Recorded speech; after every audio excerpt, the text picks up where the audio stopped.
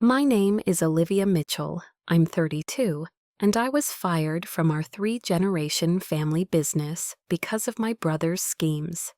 As my father escorted me to the door, he said, "This is your failure. You no longer have a place here." 15 years of dedication, countless sleepless nights working on projects, relationships I'd built with clients, all suddenly dismissed. As I packed my last belongings from my office, everyone at reception watched in silence. That day, I experienced a humiliation I'll never forget. Drop a comment letting me know where you're watching from. If you've ever experienced betrayal while working in a family business, watch this video to the end and subscribe to my channel. Sometimes the darkest moments in life are when an unexpected light is about to shine. I grew up in a quiet neighborhood in Boston in a modest apartment. My father, Richard Mitchell, had expanded my grandfather's small furniture workshop into a mid-sized furniture company. My mother, Elizabeth, was a homemaker, but she helped my father with the company's financial matters. My brother, Alex, was 4 years younger than me. I grew up in workshops from childhood. After school, I'd go to my father's side and learn carpentry from the craftsmen. I grew up with the scent of wood on my hands and the sound of saws in my ears. At just 15, I made my first furniture design, a simple coffee table that earned my father's praise. Alex, on the other hand, rarely came to the company. If asked to join, he'd refuse, saying, "I don't want to deal with your boring business." After high school, I studied business at university and worked at the company during summer breaks. After graduation, I started working full-time at the company. I worked long hours, built relationships with clients, and stayed up nights creating new designs. I became my father's right hand. Our company, Mitchell Furniture, continued to grow, and we began securing major projects. Alex reluctantly studied industrial design in college, but after graduation, he chose to travel around Europe instead of working at the company.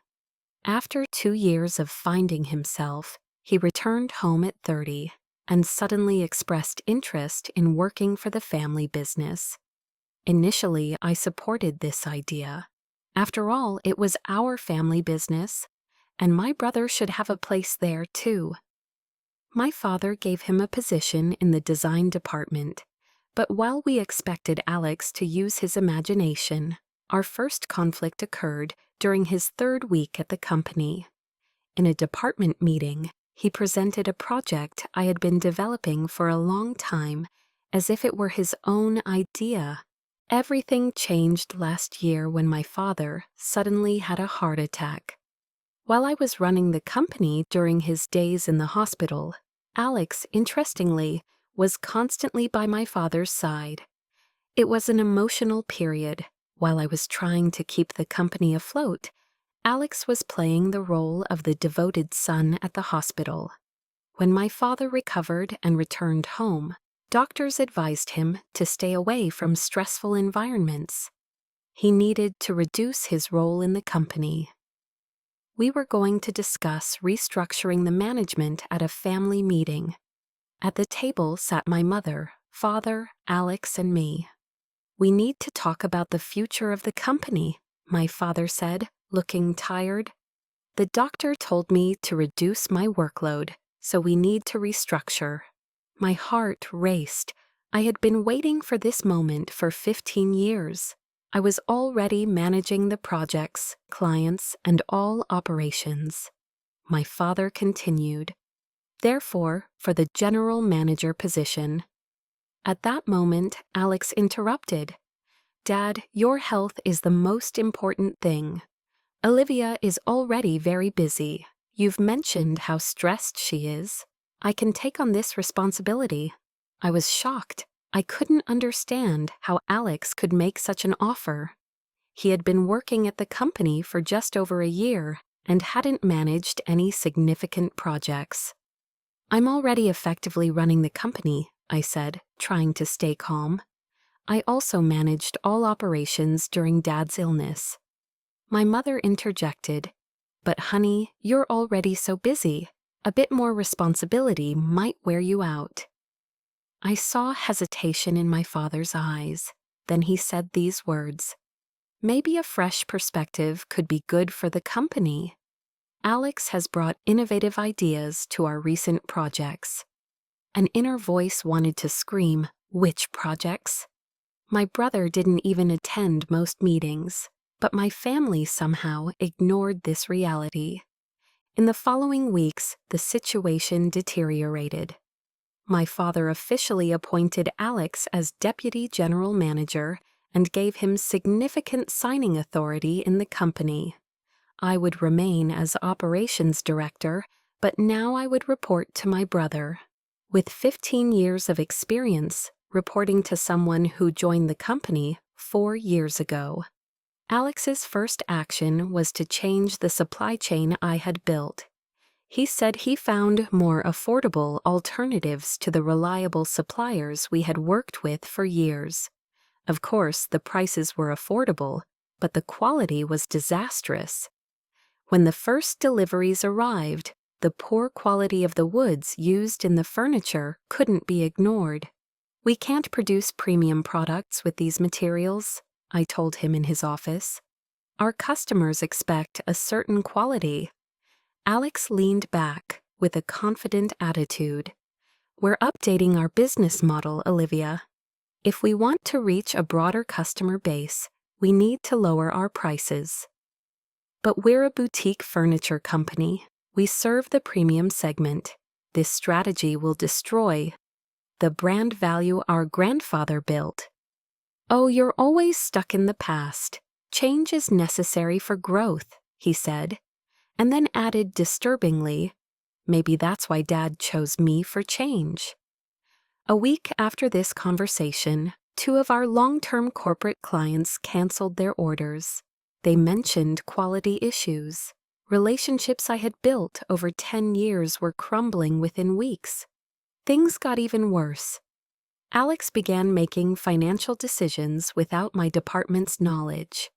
Large amounts of money were being withdrawn from company accounts, with vague explanations of where it was going. They were just called new investments. I went to my parents' home to share my concerns with my father. Sitting in the living room, I tried to hold my cup with trembling hands. "Dad, Alex's decisions are putting the company at risk.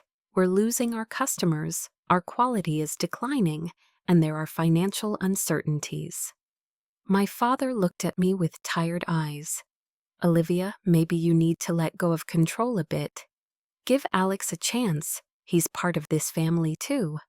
"But Dad, Just then, Alex came home. He entered with a fake concerned expression. "Oh, you were here. I received an interesting report from the finance department.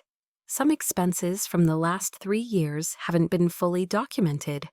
I'm talking about the period under your responsibility, Olivia." My heart nearly stopped. "What are you talking about? All expenses were documented and approved." My father was suddenly alarmed. "What kind of expenses?" Alex, with fake regret, said, "Various consulting services, travel expenses. Some are quite substantial amounts." The next day, when I went to the company, security stopped me at the door. "Sorry, Ms. Mitchell, we can't allow you to enter." I was in shock. As I tried to understand what was happening, I saw my father and Alex in the lobby area. "What's going on?" I asked. My father, in a cold voice, said, "You've used company funds for personal expenses. There's evidence for this. You can't enter the company until an investigation is completed." What evidence? This is complete nonsense." Alex interjected, "Unfortunately, the documents are very clear, Olivia. Luxury vacations under the guise of client meetings, unnecessary equipment purchases, it's all documented." I looked at my father in horror. "Dad, don't you believe me?" I've been working for this company for 15 years. Why would I do something like this? My father's eyes were tired but determined. Olivia, I've seen the evidence. It's very difficult to believe you at this stage. I could see the victorious smile behind Alex's fake mask of sorrow.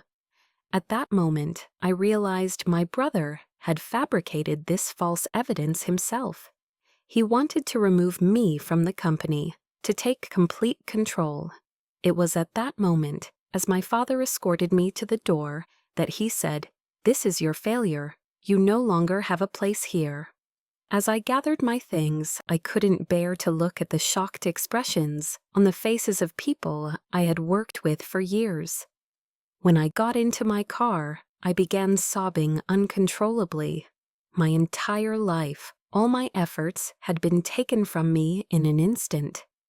When I returned home, my phone wouldn't stop ringing. Employees close to Alex were spreading gossip about the situation. I even started seeing negative comments about me on social media. For weeks, I sat in the dark room of my house. I didn't go to job interviews. I didn't answer my friends' calls. Until that letter arrived. When I noticed the envelope slipping under my door, I hadn't left my home for almost a month. I recognized my grandmother's handwriting on it. I had lost her 5 years ago. I opened the envelope with trembling hands. Inside was a note from my grandmother's lawyer and a letter written in her handwriting. The lawyer's note read, "Dear Ms. Mitchell, as per the will of the late Margaret Mitchell, this letter was to be delivered to you when certain conditions regarding the company arose. Having learned about a major change in company management, we are forwarding this letter to you." I began reading my grandmother's letter. "Dear Olivia, if you're reading this letter, it means you're experiencing a significant problem with the company. Perhaps an unexpected betrayal from your family. I experienced something similar. When your grandfather and I founded the company, his brother tried to deceive us. That's why I took certain measures to protect the real structure of the company. There's a truth you don't know. 30% of Mitchell Furniture's ownership is directly in your name. This was clearly stated in your grandfather's will, and I transferred these shares to a trust in your name. I was going to tell you when you came of age, but you were working so happily that I didn't want this information to affect your work ethic. Additionally, 70% of the intellectual property rights of the company also belong to you. Your grandfather wanted me to register all designs and patents in your name because he saw a real talent in you. With this letter, my lawyer will provide you with all the necessary documents. No one can deprive you of your family heritage.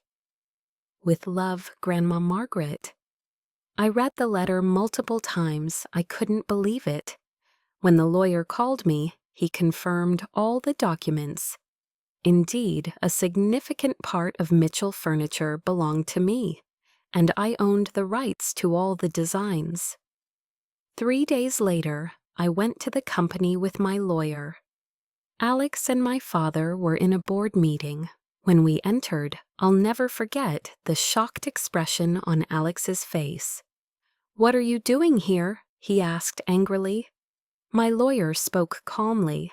"My client, Olivia Mitchell, is the owner of 30% of Mitchell Furniture's shares and owns 70% of all intellectual property rights of the company. Additionally, we are contesting the validity of all management decisions made in the last month." My father's face turned white. "How is this possible?" I placed my grandmother's letter and all the legal documents on the table. Grandma and Grandpa wanted the company to be safe, and they were right.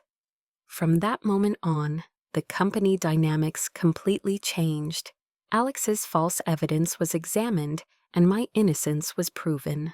More importantly, it was documented that the person who had been diverting company funds for personal use was actually Alex. When my father came to my office to apologize, there was genuine regret in his eyes. "I should have believed you," he said. "I ignored 15 years of your hard work." "Why did you believe Alex so easily?" I asked. My father sighed. "I guess I felt guilty towards him. When he was a child, I didn't spend enough time with him. You and the company were always the priority. Maybe I was trying to make up for that." This explanation didn't completely heal my pain, but at least it helped me understand. It's been 2 years since this incident. Now, as the general manager of Mitchell Furniture, I run the company. My father now works only as a consultant, and his health is much better. As for Alex, his relationship with our family is still complicated. He lost his position in the company and lived abroad for a while. He returned last month and called me for coffee. "I want to apologize," he said, and for the first time, I saw genuine regret in his eyes. Jealousy and ambition had blinded me. I couldn't trust him immediately, but perhaps over time, we can rebuild our relationship. For now, I prefer to maintain a professional distance. Thanks to my grandmother Margaret's foresight, our family heritage was protected.